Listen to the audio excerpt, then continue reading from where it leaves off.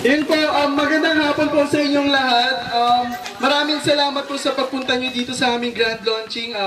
Di nyo po alam kung gaano po kami kasaya na nandito po kayong lahat.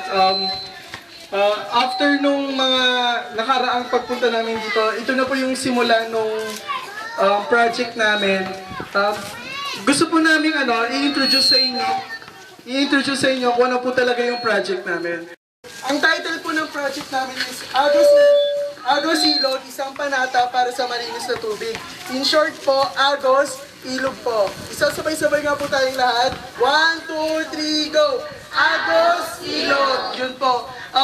Based na rin po dun sa title ng project namin, Agos Ilog po. Tungkol po yung project namin sa pangangalaga po ng ilog na nakapaligid po sa ating lugar, sa ating mga bahay. Yung dalawang ilog po na nandito sa Ulilang Lupa po. Agos Ilog po, isang panata para sa malinis na tubig. Kami po yung Team J2D2C. Gusto ko pong tawagin yung iba po naming members. Ako po si Kuya Lawrence, siya po si Ate Dana, siya po si Ate Janine, si Ate Denise, at si Ate Camille na nandun po sa registration.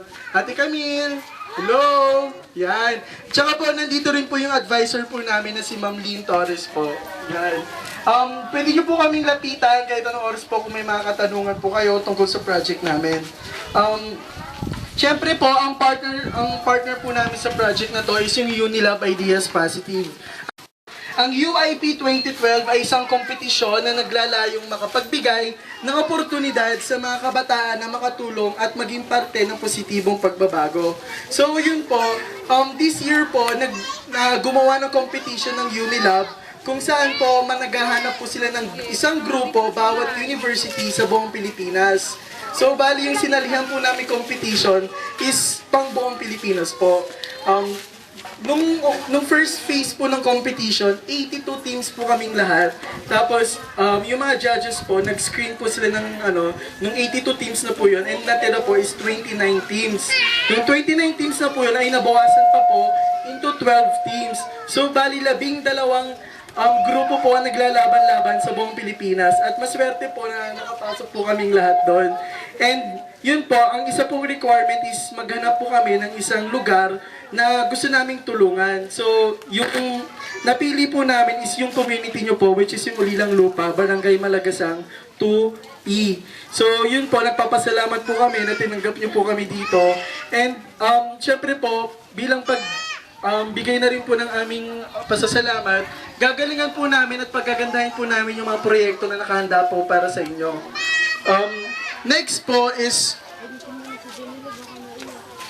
ayun po, bali po, yung isang parte po ng program na po na ito is yung realization po. Ating tawagin si Ate Denise para po magsalita po sa harap nyo at sabihin po kung gaano po ka-importante ang kalinisan sa isang kapaligiran at sa isang komunidad tulad ng Ulilang Lupa. So, yun po.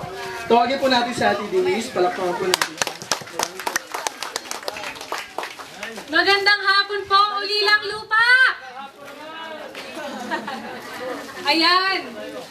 Lubos po kami nagpapasalamat sa lahat po ng dumalo. Hindi po namin naasahan na ganito po kadaming tao yung pupunta sa loob po ng 3 buwan na kami nagbahay-bahay.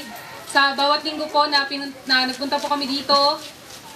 Sa halip na nakakasama namin yung iba naming pamilya, nag-sacrifice kami and thank you na super worth it na nandito po kayong lahat, sinamahan niyo po kami sa positibong pagbabago. Ayan, sino pong nakakalam dito ng Ondoy? 2009 na bagyo na lumamon sa Kamaynilaan dahil sa baha at rumaragasang mga basura. Maaari din po yung mangyayari sa anumang lugar dito sa Pilipinas, gaya na rin po ng Ulilang Lupa. Napag-alaman po namin na ang pagbaha po dito sa Ulilang Lupa ay kasama po ng mga bahay. Kayo na pong mga bahay dito yung binabaha ng talagang abot sa bahay nila. Yun, si Kuya. Ayan, marami po sa atin, pero hindi naman po, syempre, ano daw? Ayan, pwede po natin siyang solusyonan, kaya po meron tayong programa, Agos Ilog, isang panata para sa malinis na tubig.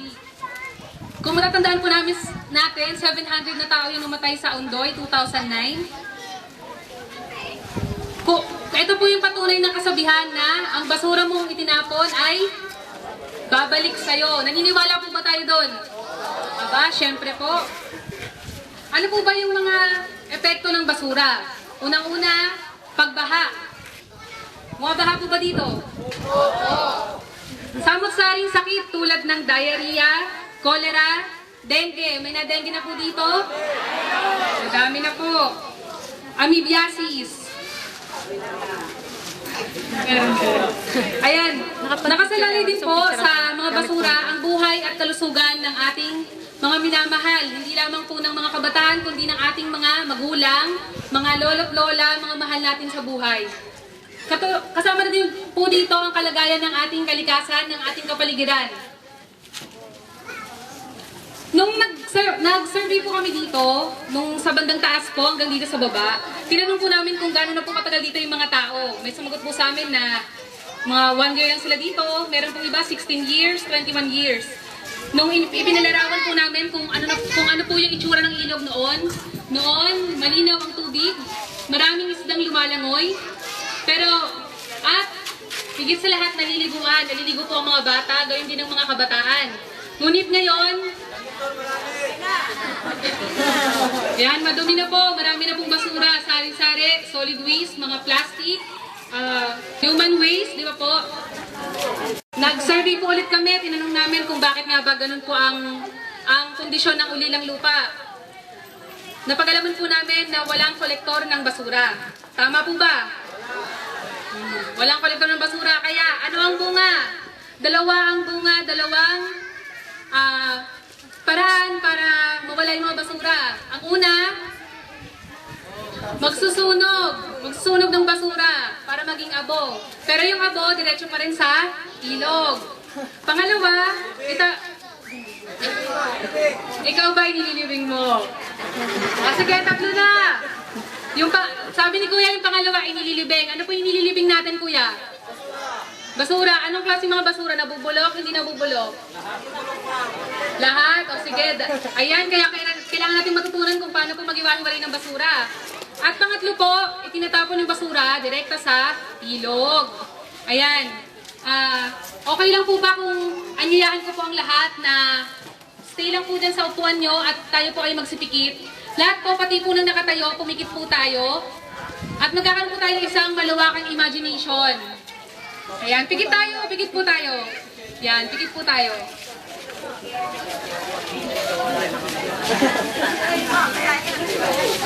Nakapikit na po ba lahat? Ayan. Imagine po natin yung ulilang lupa. Dito ka nakatira. At patuloy ka pa rin sa normal mong gawain mula sa pagising mo hanggang sa pagtulog mo. Hanggang ngayon, nakapikit pa rin po. Kaya lang, ini-imagine natin, nandito pa rin tayo sa ulilang lupa. Paulit-ulit yung ginagawa natin. Kaya lang po, pabibilisin po natin yung oras. Kung ngayon po, 2012 na, gawin po natin 2032. After 20 years. Ang dating ilog na umaagos, kahit na marumi pa ngayong 2012, ngayon, pinigil na ng mga sandamakmak na basura na bumara na po dun sa mismong daluyan ng tubig. Ano na pong itsura ng ilog natin? Marumi. Pero ano nang nangyari? Kung dati umaagos, ngayon barado na. Kuya, pikit. Ayan. Panigurado, after 20 years, yung mga nanay natin, mga lolo natin dito, meron ng mga apo. Ayan, may apo na. Ang mga anak natin, nagkaanak na.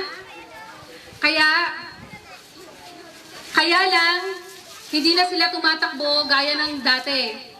Ngayon, sama-sama na silang natutulog, nakahiga na lang sila. Hindi na sila naglalakad kasi malubha na ang kanilang sakit. Tandaan po natin na noon tayo yung naninirahan dito sa ulilang lupa. Kaya lang po, dumating yung panahon, tumagal na po, 2032 na. Nagkaroon na po tayo ng ibang pamilya, apo sa tuhod. Pero ganun pa rin po, mas lumala lang po ang kapaligiran. Kaya ano na po ba ang nangyari? Pwede na po nating ibukas yung ating mga mata. Si Kuya Jonas daw. Ay, maaari po bang lumapit po kayo dito? Ayan.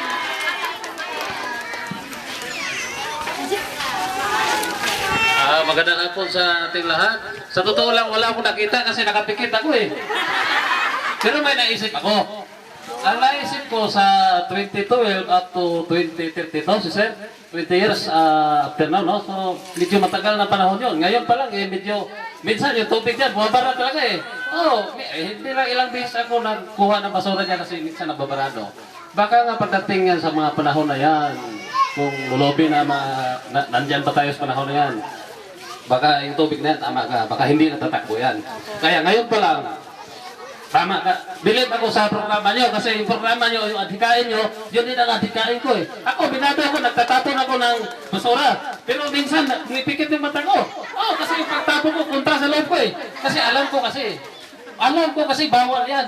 Noon pa alam ko, ako kumakanta nga ako ng masdan ng kapaligiran eh. Kasi ako makakapaligiran ako, pero iniisip ko naman, saan ko ba itatapon? Yun ang isip ko. Minsan kapitbahay ko nagagalit kasi hindi ko nililinis yung basura eh. Kasi alam ko pag nilinis ko, wala ibang pupuntahan. May tanong po ako sa inyong lahat. Kayo ba ay aminado na maraming basura sa ilog natin? Tayo ba ay aminado na tayo nagtatapon sa ilog? Kailan pa tayo magsisimula kundi ngayon din po? Tawagin po natin si Camille Garcia upang sabihin sa atin kung ano yung mga batas, kung ano po yung mga dapat gawin para mapanatili natin yung kalinisan at yung kagandahan ng ilog natin at ang kapaligiran natin. So, tawagin po natin si Camille Garcia. Palakpakan po natin siya. Yan, magandang hapon po sa ating lahat. Ang sasabihin ko naman po sa inyo lahat ay tungkol sa Republic Act 1903. Ito po ay isang batas na, ang nilalaman po ng batas na ito ay tungkol sa mga basura, sa mga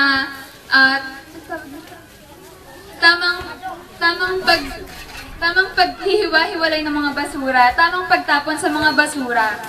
Ayun. So, yung solid waste, alam po ba natin yung solid waste? Yun, bali ang solid waste po, ito po yung mga basura, yun po yung mga nakikita natin sa ilog, yung mga plastic, yung mga bote, yung mga diaper na nakikita natin kadalasan sa ilog dahil dun po natin tinatapon. So, ang mga basurang ito po ay itatapon natin sa tamang tapunan. Ang mga nabubulok pong basura, dapat i-compost pit. Tapos ang mga nare-recyclo po, pwedeng ibenta natin sa junk shop, pwedeng ibigay natin sa mga factories, kung saan makakatulong din po ito upang mabigyan ng pondo yung uli ng lupa. Sunod po ay ang ecological solid waste management.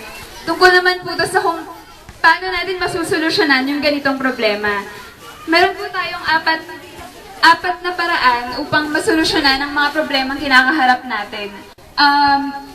May isa po sa mga adhikain namin ang mabigyan kayo ng basurahan upang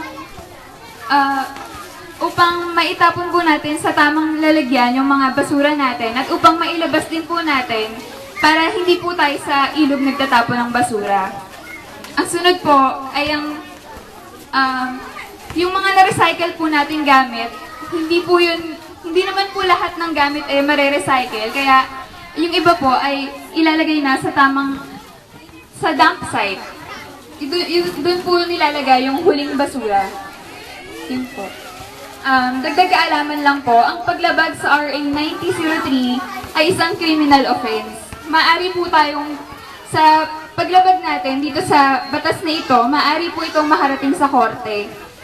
Kapag naharating naman po ito sa National Bureau of Investigation or NBI, maaari pong pagbasehan ng pagkansela ng NBI clearance na ang magiging resulta ay maaaring hindi tayo makapag-apply dahil kailangan po sa trabaho yun yung NBI clearance. Tama po ba? Ayun po. So, kaya po, kailangan matuto tayo kung paano yung tamang paghiwa-hiwalay ng mga basura, tamang pagtapon ng mga ito, at tamang pagkonsumo sa mga ginagamit natin. Yun lamang po, maraming salamat.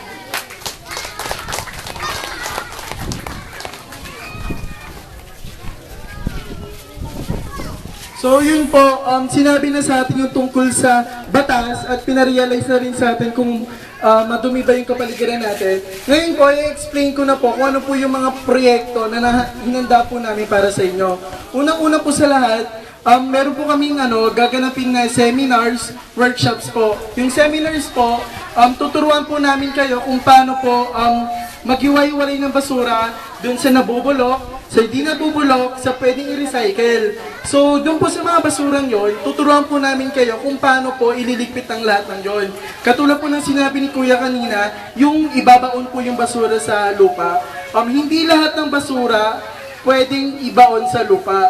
Kasi po, yung mga nabubulok po, yun po yung mga pwedeng ilagay sa lupa na pwedeng pampataba at pwedeng tamnan ng mga halaman. So, yun po yung isa naming project. Tuturuan po namin kayo kung paano gawin yon at pagagandahin po natin yung kapaligiran natin sa pamamagitan ng paglalagay ng mga halaman.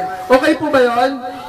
Okay po. Pangalawa po, yung mga pwedeng i-recycle, tuturuan po namin kayo kung paano po gagawin ang basura from basura papunta sa bagong gamit. So, kunwari, yung mga gamit na natapon na natin, magagamit pa natin siya. Kunwari po, yung mga plastic po ng zesto, yung mga juice, pwede po natin gawing wallet, bag, at kung ano-ano pa po. So, meron pong pupunta dito sa community natin para turuan po kayong lahat na mag-transport, gawing yung basura, gagawin nating bago.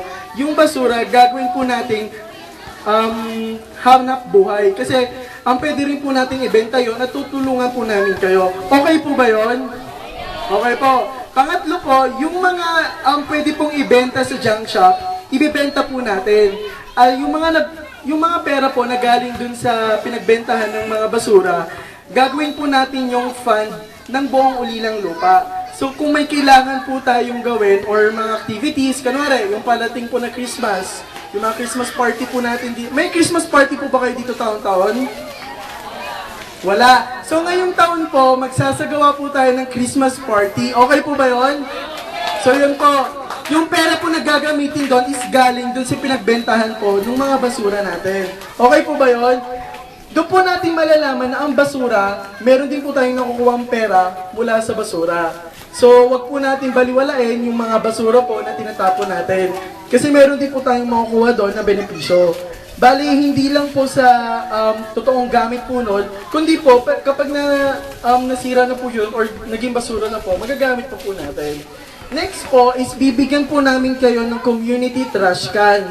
Isa pong malaking trash can, dalawa po yun na ibibigay namin.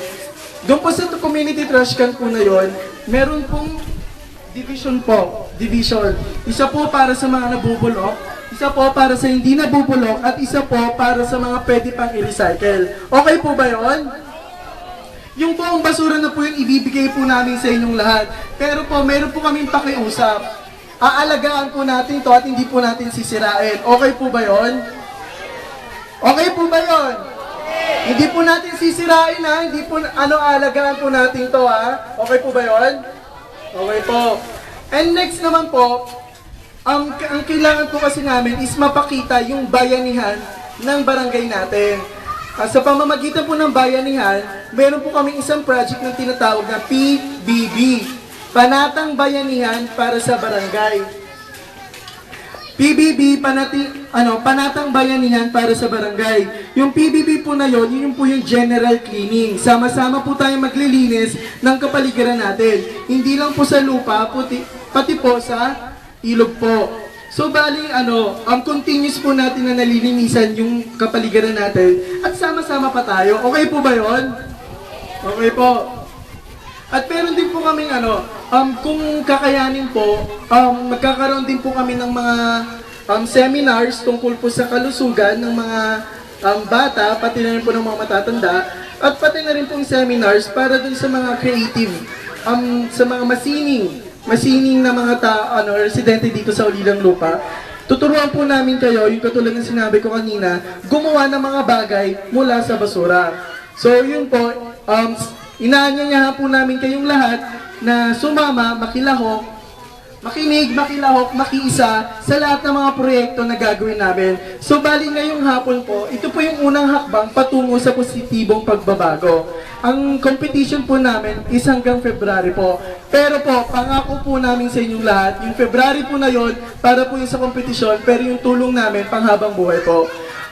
Yung gagawin namin positibong pagbabago, hindi lang po kami ang gagawa, kundi po, pati po kayo. So, bali, di ba po, may sinisabi po tayo, ang pagbabago, hindi po nagsisimula sa iba, kundi po nagsisimula po sa ating mga sarili. Tama po ba? Tama po. So, kailangan natin, isipin at ilagay natin sa ating mga isipan na yung basura sa harap mo, walang iba mangingalam yan, kundi ikaw lang po. Ikaw lang po, dahil sa atin nagsisimula ang positibong pagbabago. Tama po? Meron nga pong sinabi na ikaw mismo ang susi sa pagbabago. Dahil tayo mismo ay makikisa sa pagbabago sa pamamagitan ng pagpapanatili ng kalinisan ng ating kapaligiran at ng ating ilog. Tama po ba? So yun po, next week po sa isang linggo, Sunday po, ganitong oras din po, magkakaroon po kami ng seminar. Yun po yung unang seminar na gagawin po namin. Sana po, lahat po na nandito na present po, sana makapunta po ulit sa Sunday. So, ayun po, bilang bahagi na rin po ng ginagawa namin proyekto, gusto po namin na manumpa po kayo sa kalikasan. Okay lang po ba? Okay lang po. So, tawagin po natin si Miss Dana Umipig para po sa panunumpa para sa kalikasan. Ayun, naging malinaw po ba sa inyo yung mga sinabi po nila? Sige po, mag-review po muna tayo habang may hinahanap po si Kuya Lawrence. Ate, anong natutunan mo sa mga sinabi mo? Marami. Gano'ng karami ang marami? Kaya ng pag bukod-buko rin nga yan, sinasabi. Yung nabubulok, saka yung mga plastic. Ngayon lang namin na yan narinig. Tapos na lang kami walang pakundangan. Diba? Yun, mukhang kinabahan si ating nasa likod. Ate, gusto mo mag-share? Yun, si ate Maribel. Ay, o nga pala, dahil atin, ikaw ay nagbukas sa amin ng mga natutunan mo. Talagang may hawak. Meron kang matatanggap na tan-tananan! Surprise! Si ating Nemi! Palakpakan naman po natin siya. Ayan, hindi lang po kami dito sa harap nagtatawag, pwede rin po sa likod. Mag-zoom lang po ng konti ang mata ko, makikita ko na ang pangalan. Hindi po, joke lang po. Pero pwede po kayong mag-open. Sino ba po pwedeng mag-open? Meron po kayong matatanggap na? Sinong mag-open? Si Kuya? Ay, si ate pala. Natutunan ko po. Natutunan ko ang pagre-recycle. Tulad po ng mga bote, pwedeng i-recycle. Pagbukod-bukod rin yung nabubulok sa din nabubulok. Yun po. Ayun! Marami rin natutunan si ate. Dahil dyan, meron kang matatanggap na... Tan-tananan! Galing sa si Nanay! Gusto ko marinig magsalita si Nanay. Siya bang pinaka natin dito? Siyempre pinakamagandang nanay. Nanay na talaga.